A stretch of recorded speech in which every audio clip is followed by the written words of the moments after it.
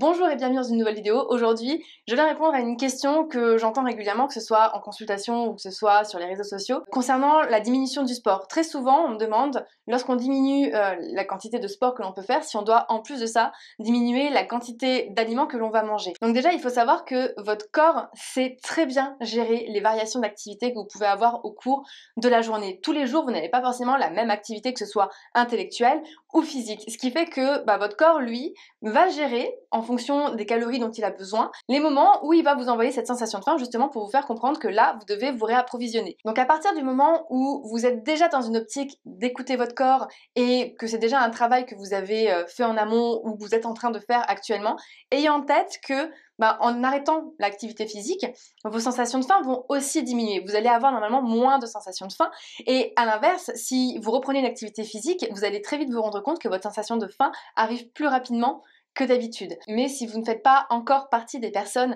qui sont à l'écoute de leurs sensations de faim, de satiété, de rassasiement, qui peut-être que vous débutez dans l'alimentation intuitive, peut-être que vous atterrissez sur cette vidéo tout simplement par hasard, dans ces cas-là, même si votre corps va en effet vous envoyer des signaux pour vous dire à quel moment vous devez manger ou pas, si vous n'êtes à ce moment-là pas à l'écoute des signaux que lui peut vous envoyer, forcément vous risquez de manger les mêmes quantités et en effet dans ces cas-là, de prendre du poids. C'est ce qui va très souvent arriver à des personnes qui font beaucoup de sport, qui ont un régime alimentaire assez strict et qui, après une blessure, vont arrêter en fait de faire leur entraînement et qui vont continuer à manger comme ils mangent d'habitude parce qu'en fait déjà de base, ils n'apprennent pas en fait à écouter leur corps et donc ils vont reprendre du poids, ils vont avoir des compulsions,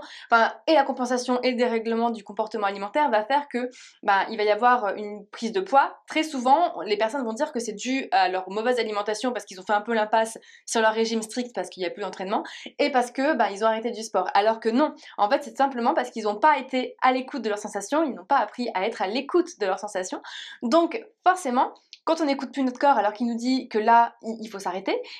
forcément, à un moment donné, le poids finit par monter parce qu'il y a une accumulation de calories qui va se faire de repas en repas. Donc si vous êtes dans ce dernier cas de figure, ce que je peux vous conseiller, c'est au lieu d'incriminer le manque de sport ou d'incriminer les aliments que vous êtes en train de manger, commencez à vous renseigner sur le comportement alimentaire, sur les sensations que votre corps peut vous envoyer, qui peut vous faire comprendre que là, c'est peut-être le moment de manger ou peut-être le moment d'arrêter de manger, pour pouvoir justement être plus à l'écoute de ce que votre corps vous envoie comme message, pour que vous n'ayez pas besoin en fait de réduire les quantités avec du contrôle, mais que ça se fasse naturellement, simplement en écoutant ce que votre corps vous dit. Parce qu'en soi on pourrait se dire oui, les quantités il faut les diminuer parce qu'on arrête le sport, mais en fait ça se passe pas comme ça. Là, en disant ça, en fait on est dans du contrôle, on s'oblige, on se restreint à manger une certaine quantité parce qu'on a de l'activité physique en moins. Alors qu'en fait, quand on mange de manière intuitive et qu'on est pleinement à l'écoute de son corps, on n'a pas besoin de se poser ce genre de questions parce qu'on sait que ça va se faire tout seul en fait. Notre corps va nous envoyer des signaux qui vont faire que naturellement, on va manger moins